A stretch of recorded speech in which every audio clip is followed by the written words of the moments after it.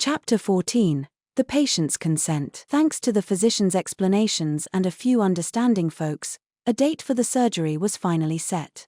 There were still some who weren't happy about the situation, but they could be cajoled into going along somehow. All right, preparations are ready. Let's do everything we can. The physicians, who had spent so long living with the uncertainty of whether the surgery would take place or not, clenched their fists.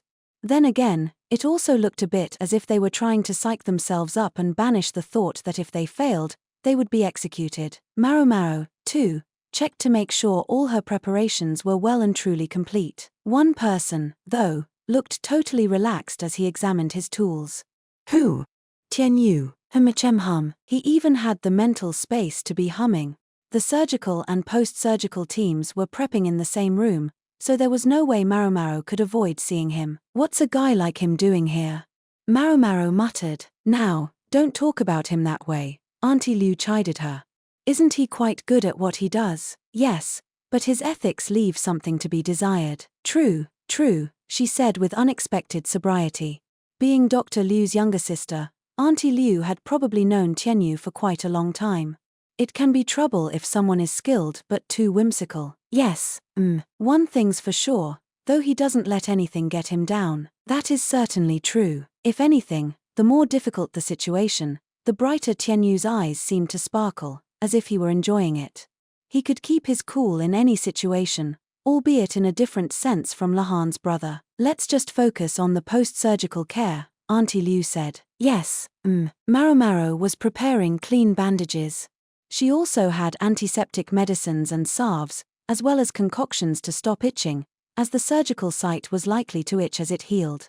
They couldn't have the emperor inadvertently touching the site and getting it infected. Their group had also been entrusted with directing the emperor's diet based on his post-surgical progress, so Maomao and Auntie Liu were coordinating with someone who was in charge of food. Now there's no way we can fail, Maomao thought, clenching her fist. It was then that she heard an unmistakable set of footsteps. Miss Maomao. What is it, Miss Chu? And, should you be in here? It was Chu, appearing for the first time in quite a while at Maomao's workplace. No worries, Miss Chu got special permission. Besides, what would I ever do without my chief physician Maomao looking after me? She offered Maomao her limp, motionless right arm. She's right, I haven't checked on her progress in a while. Maomao gamely took Chu's hand and started checking the movement of the fingers. She accompanied this with some gentle massage. Your massage is so effective, Miss Maomao. But my arm is doing all right just now, so maybe you could come with me. Was she acting as Jinshi's messenger again? Maomao cocked her head and decided it would be best to talk to Auntie Liu.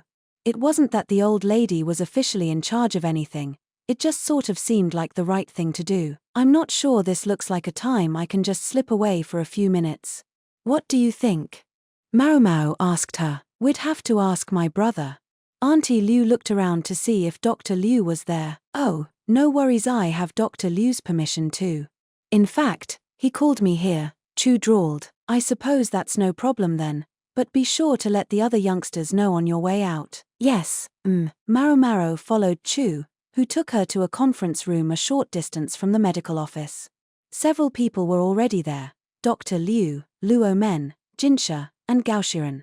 They turned when Maomao came in. All of them looked grave. Maomao bowed her head politely and waited until Jinshi said all right.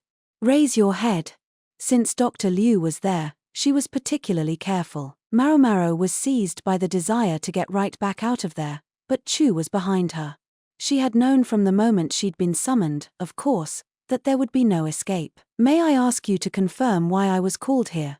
She said. His Majesty has shown a disinclination toward tomorrow's surgery, Jinshi replied. Maomao stood for a moment, her mouth agape. Then she said, Whoa, don't whoa me, Jinshi answered, lips pursed. But Maomao, Luo Men said, gently but firmly. Maomao slowly put a hand over her mouth. Yes, we all took it that he was of a mind to have this procedure, said Dr. Liu. But if His Majesty says no then there will be no surgery, Jinshi said, finishing the thought. Gaoshiren nodded, the furrow in his brow even deeper than usual. Luo men just sat there looking very distressed. And this when we had finally gained the understanding and agreement of the Gyoku clan Empress Gyokuyu and Sir Gyokuan. Dr. Liu looked at Maomao. Word had obviously reached him of her summons by and subsequent explanation to the Empress. Even Sir Hao, although still not fully convinced, was less opposed than he had been. This was to be our chance. Who or what is Hao? Maomao wondered. She assumed he was some important person she didn't know, which meant there was scant reason to remember his name. Hence, she ignored it. It was always ultimately the patient who was least happy to have surgery.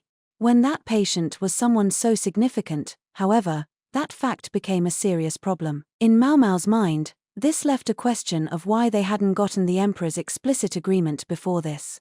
Had everyone simply been working on the assumption that if it would make him better, he would happily undergo the procedure? No matter how good the chances of success, it doesn't change the fact that we'll be cutting open his stomach. She understood now why Gaoshuan was there.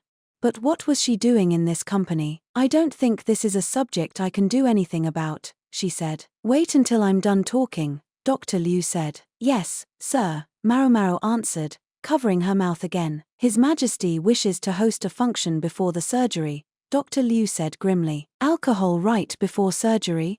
Give me a break. He was in no shape to drink, so he was probably thinking of tea, but Maomao couldn't help imagining a lavish banquet. Mistress Arduo and I have been summoned to attend, Jinshi said, and Maomao swallowed hard. The Emperor, Arduo, and Jinshi, just the three of them, parents and child, even if that fact had never been officially acknowledged. And even if Jinshi himself didn't know it. Yep.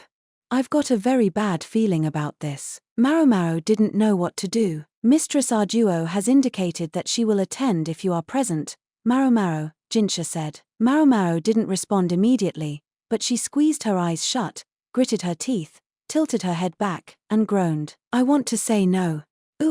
I don't want to go. But saying no was one thing she couldn't do. What did the Emperor have it in mind to talk about? Was he thinking of trying to put his personal affairs in order in hopes of shoring up his feelings of vulnerability prior to surgery? If that process included revealing the secret of Jinshi's birth, Jinshi might end up with an ulcer of his own.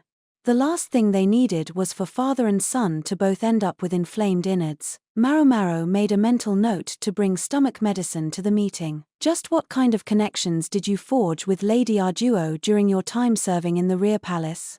Dr. Liu asked, looking at Maomao with a mixture of amazement and dismay. Lady Arduo described Miss Maomao as sort of a drinking buddy. Chu piped up. I guess it would be untrue to say we never drank together. Was she referring to their meeting atop the rear palace wall? If Arduo had wine and not tea in mind, that was the only occasion Maomao could think of. It would have been awful trouble to actually explain, however, so she kept quiet. That's the situation. You'll join us? Jinshi asked. Yes, sir, Maomao said with another bow of her head. It was the only answer she could give.